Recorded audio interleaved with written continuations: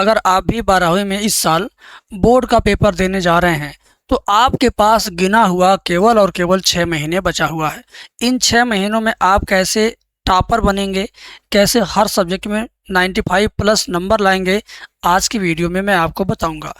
ये मान लीजिए कि सितंबर से पढ़ करके टॉपर कैसे बने, आज की वीडियो टोटली इसी टॉपिक पर फोकस्ड है। जिन छात्रों को अभी तक नहीं समझ में आ रहा कि मैं आगे पढ़ाई कैसे करूं कि टॉपर बन पाऊंगा, वे छात्र इस वीडियो को कंप्लीट वॉच करें। आज रक्षाबंधन के दिन ये वीडियो बना रहा हूं, तो रक्षाबंधन पर आपके लिए स्पेशल गिफ्ट लाया हूं, स्पेशल कोर्स लाया हूं जिसमें आपको बहुत बड़ा फ़ायदा मिलने वाला है। कोर्स के बारे में मैं जल्दी से जल्दी जानकारी दे देता हूं, फिर मेन टॉपिक पे आता हूं। देखो बेटा, मात्र 16 घंटे में आपका पूरा का पूरा मैथमेटिक्स तैयार हो जाएगा। कैसे होगा बताता हूँ। देखो, ध्यान से देखना, पूरा ईमानदारी से देखना, समझ में आएगा।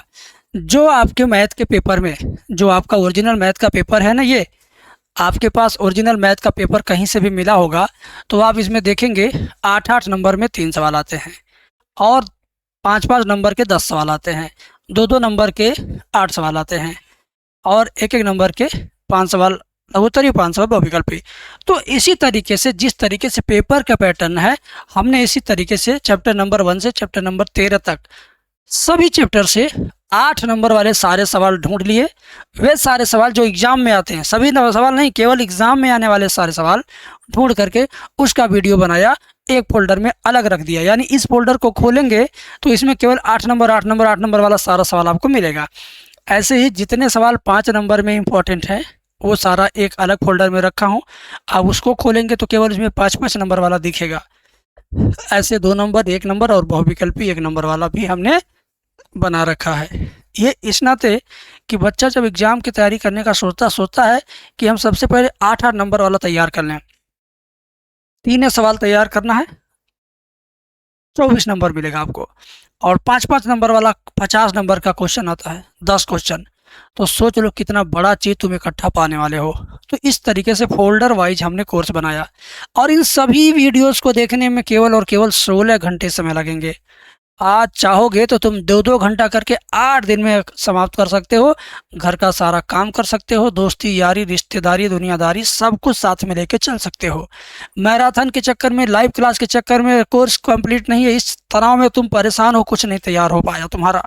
लेकिन मेरी बात पर यकीन करोगे तो मैथ में तुम इतना कम समय में इतनी बड़ी चीज़ पाओगे, कहोगे मैं भाग्यशाली हूँ जो इस चीज़ को मैंने पा लिया। और नंबर आपके बहुत अच्छे नंबर आएंगे, बहुत अच्छे नंबर आएंगे, 80 नंबर से ज़्यादा ही आएगा। हम ये नहीं कहेंगे 100 में 100 नंबर। 100 में 100 नंबर लाने के लिए आपको अलग से एग्जाम्पल भी पढ़ना है। जितने लेखक की किताबें मार्केट में हैं, सारी किताबों का अध्ययन करना है, सारे क्वेश्चन बैंक का अध्ययन करना है, सभी वर्षों के पीरियड को सॉल्व करना है, तब जाके 100 में 100 आपके आएंगे।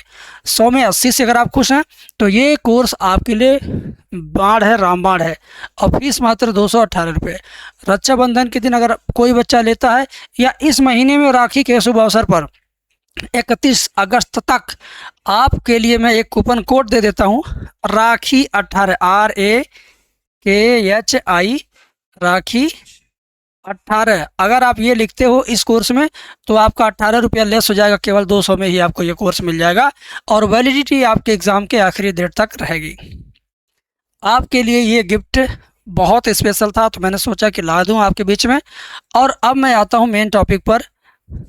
यहाँ पर देखो, स्मार्ट तरीके से पढ़ाई करने वाला बच्चा 93 नंबर बड़े आसानी से, बड़े जल्दी ला देता है।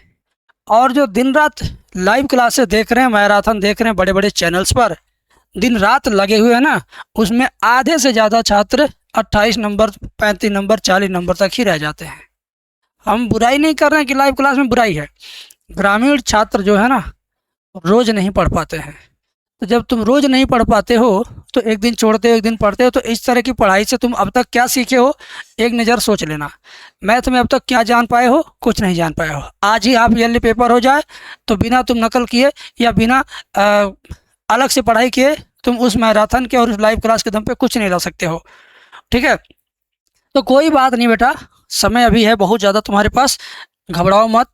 मैथ की तैयारी करना कैसे, मैं आपको स्टेप बाय स्टेप बताता हूँ। ध्यान से देखो, 2027 की बोर्ड परीक्षा के लिए आपके पास केवल सितंबर, अक्टूबर, नवंबर, दिसंबर, जनवरी, फरवरी ये महीने आपके पास है गिने चुने 6 महीने। अगर हम इन 6 महीनों का 30 से गुणा करें तो 180 दिन केवल आपके पास बच रहा है। अब इन्हीं 180 दिनों में आपको स्मार्ट वर्क भी करना है और हार्ड वर्क भी करना है। दोनों करना है, स्मार्ट एंड हार्ड दोनों तरीके से पढ़ाई करना, तभी जाकर के सफलता सक्सेस होगी। ठीक है, 90 प्लस पाने की, 90 प्लस लाने की जो पूरी स्ट्रेटजी है ना, आज इस वीडियो के अंदर मैं आपको बताऊँगा। एक भी मिनट की वीडियो मिस मत करना, कंप्लीट वीडियो वॉच करना, तुम्हें बहुत फ़ायदा होगा मेरे भाई, बहुत फ़ायदा होगा। चैनल पर पहली बार आए हो तो सब्सक्राइब कर लो, बेल आइकन दबा दो, ताकि ऐसी वीडियो आपके लिए हमेशा हमेशा मिलती रहे। देखो अब हुआ क्या, स्कूल भी खुल चुका है, ऑफलाइन कोचिंग भी खुल चुका है, यूट्यूब चैनल तो 12 महीने खुला ही खुला है। तो इस वीडियो को 3 तरह के लोग देख रहे होंगे। मैं बता दूं, इस वीडियो को 3 तरह के छात्र देख रहे हैं।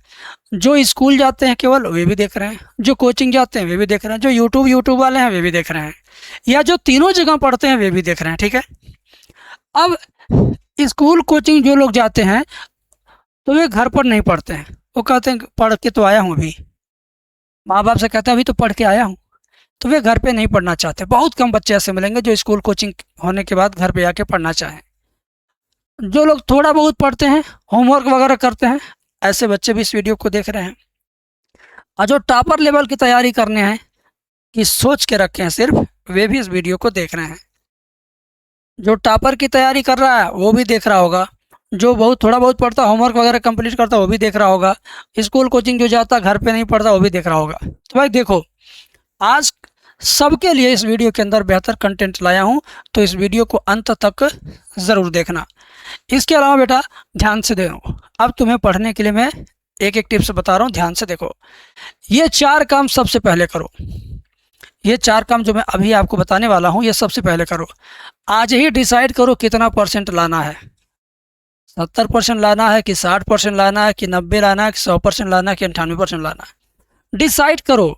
और उसके बाद स्कूल कोचिंग के बाद सेल्फ स्टडी भी करने का प्लान करो। केवल स्कूल और कोचिंग में मत विश्वास रखो, अपने सेल्फ स्टडी में विश्वास रखो। स्कूल कोचिंग के बाद तुम सेल्फ स्टडी भी करो। समय अगर कम है तो आपको स्मार्ट वर्क भी करना है और हार्ड वर्क भी करना है, क्योंकि समय तो मात्र अब 6 महीने रह गया है, सितंबर, अक्टूबर, नवंबर, दिसंबर, जनवरी, फरवरी।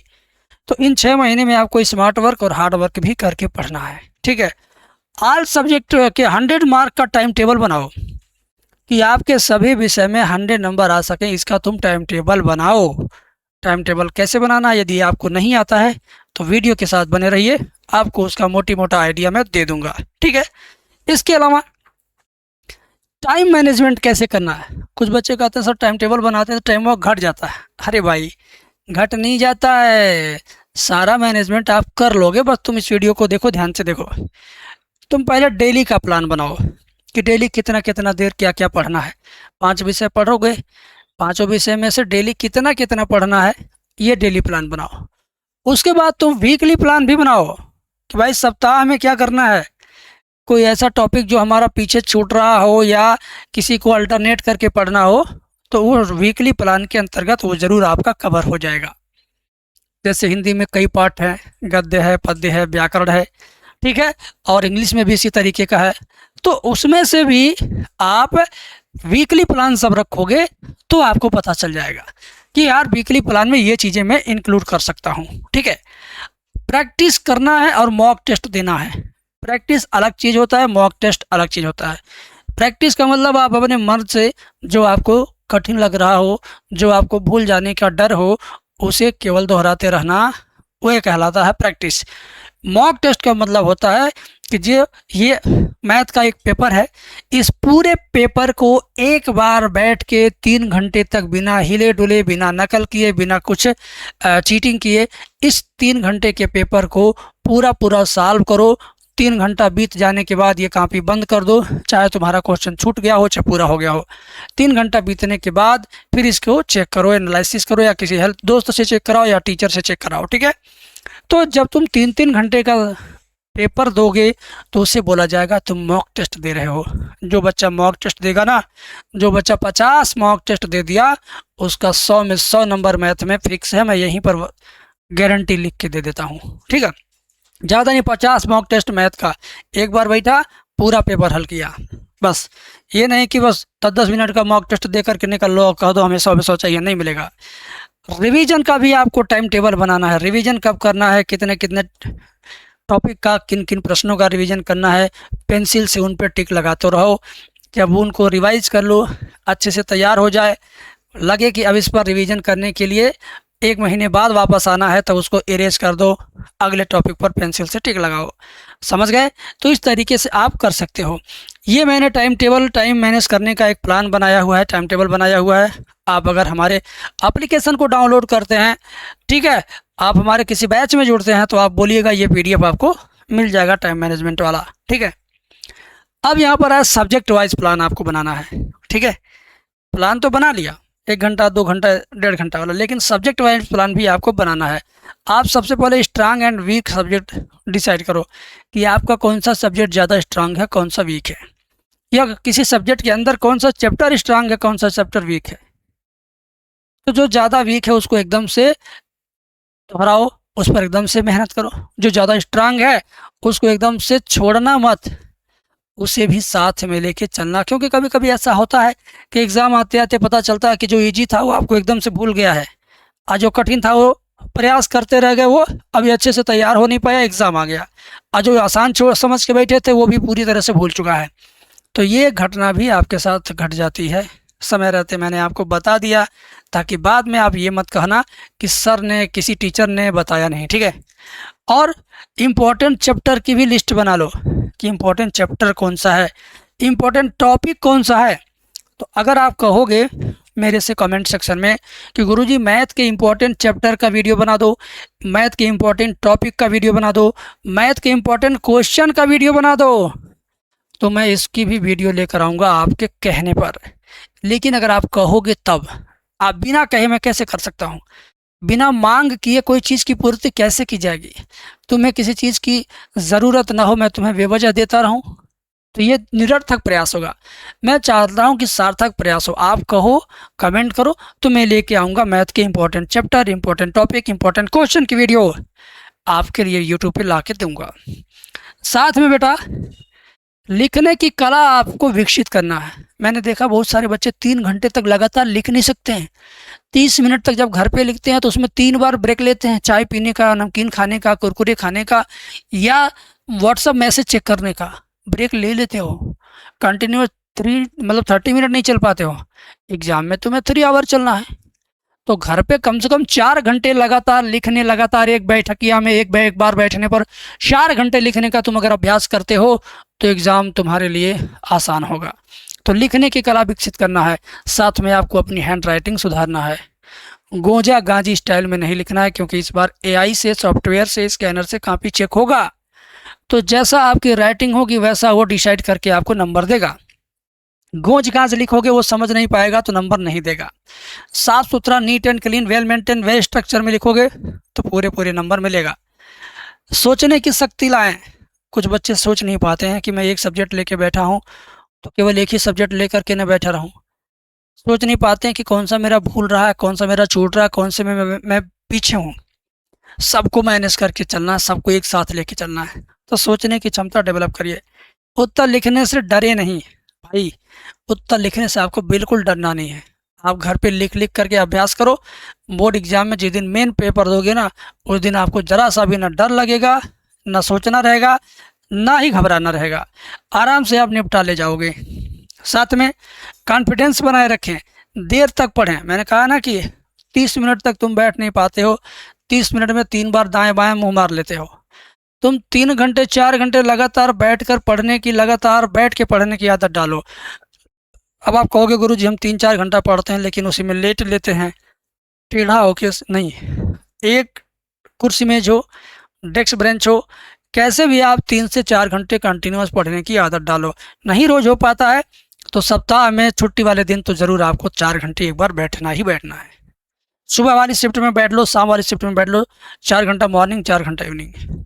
तुम खेल कूद, दुनियादारी, रिश्तेदारी, खेती बाड़ी, इन सब से समय निकालो। अब अपने पे समय लगाओ, ठीक है। पिछला पेपर सॉल्व करें। पिछले साल 2025 में, 2026 के और 2024 में, 2024, 25, 26 इन तीनों साल के सभी सेट के पेपर हल करो।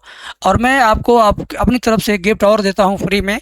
मेरे यूट्यूब चैनल पर 2025 के सभी सेट का वीडियो सोल्यूशन प्लेलिस्ट बना हुआ, जाके देख लो।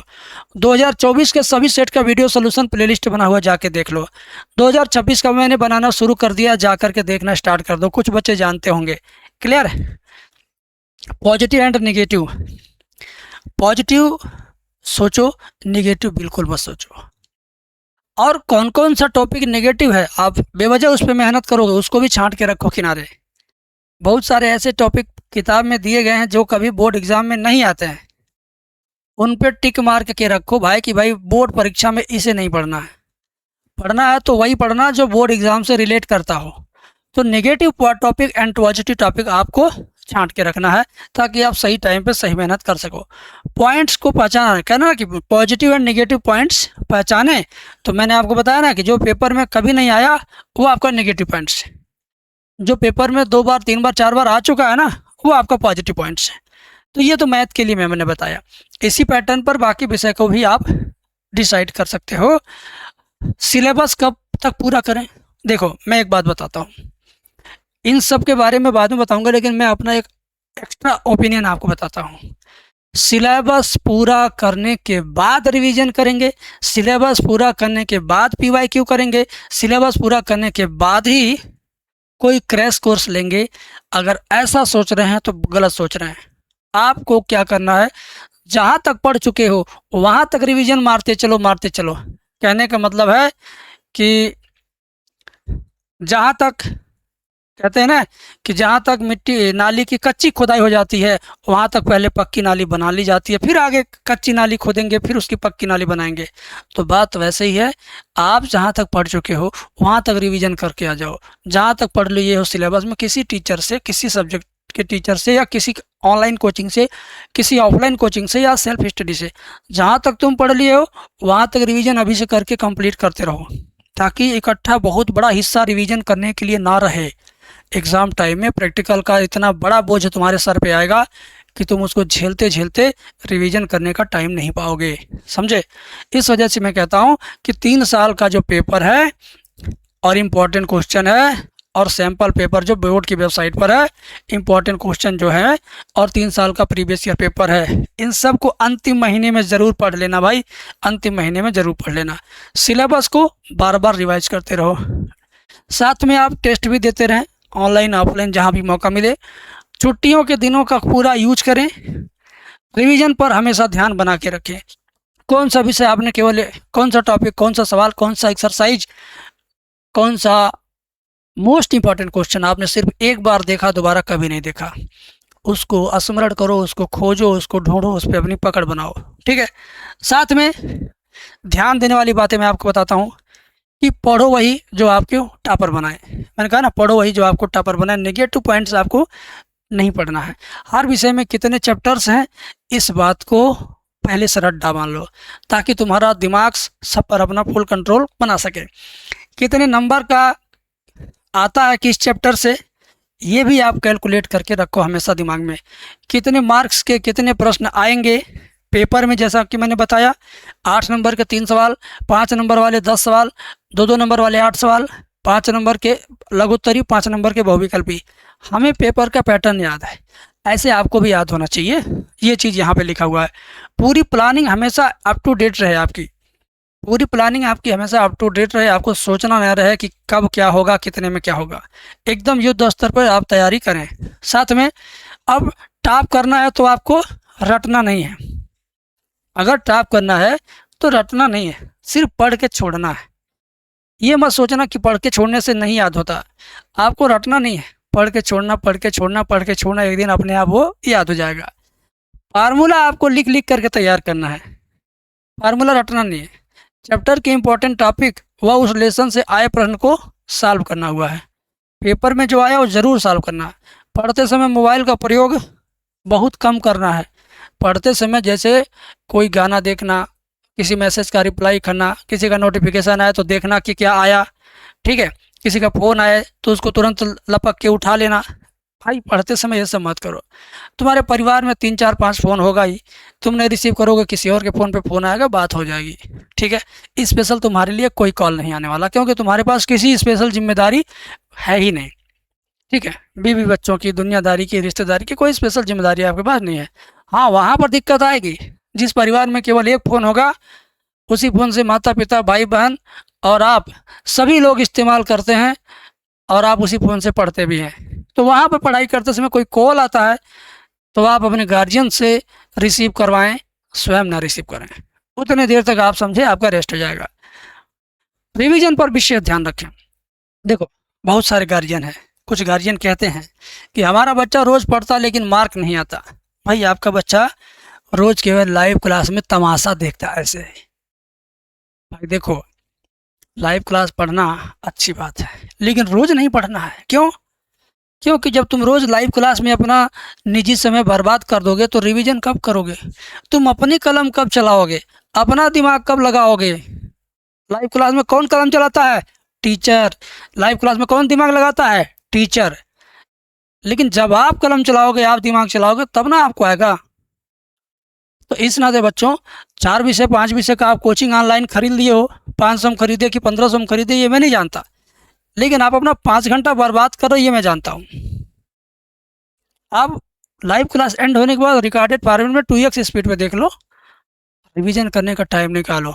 यूट्यूबरों के चक्कर में फंसे मत रहो। मैं लाइव क्लास पढ़ाता ही नहीं हूँ भाई, रिकॉर्ड है, नहीं पढ़ाता हूँ। आप ही लोग कभी बहुत दुखी होते हो, कहते हो लाइव आ जाओ, तो आ जाता हूँ। मैं नहीं पढ़ाता हूँ, उससे ज़्यादा मैं वीडियो डाल देता हूँ। मैं जानता हूँ कि बच्चा बर्बाद होने से बच जाए, मेरी वजह से किसी को नुकसान ना हो। ठीक है, चलिए, आज की वीडियो अच्छी लगी हो, पसंद आई हो तो कमेंट करके बताना। कुछ अच्छा इसमें सीखे हो तो बताना। मेरे द्वारा बताए गए तरीके से अगर 2 छात्र ही अगर पढ़ने लगें और उनके नंबर बढ़ जाएं, अच्छी तैयारी हो जाए, अच्छे नंबर से पास हो जाएं, तो मैं समझूंगा कि मेरा वीडियो बनाना सफल रहा। बाकी बातें अगली वीडियो में हो जाएंगी। बहुत बहुत शुक्रिया।